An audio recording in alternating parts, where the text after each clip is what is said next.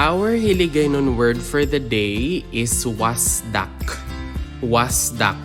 When we say sdak, that means to crumble to pieces, demolish, wreck, shatter, fall down in a heap, or collapse. It also means to fall or drop.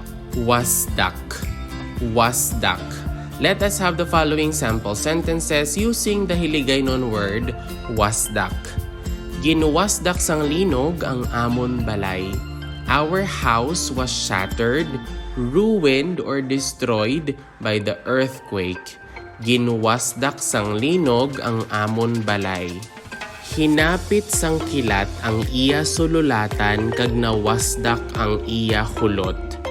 Lightning struck his office and wrecked his room. So, iya can either be male or female because it's gender neutral. Hinapit sang kilat ang iya sululatan kag nawasdak ang iya hulot.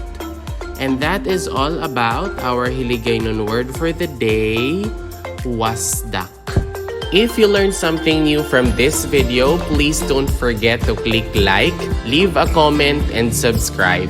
Moreover, you might also want to watch the next video on the screen. Maraming salamat, thank you for watching, and see you in the next video.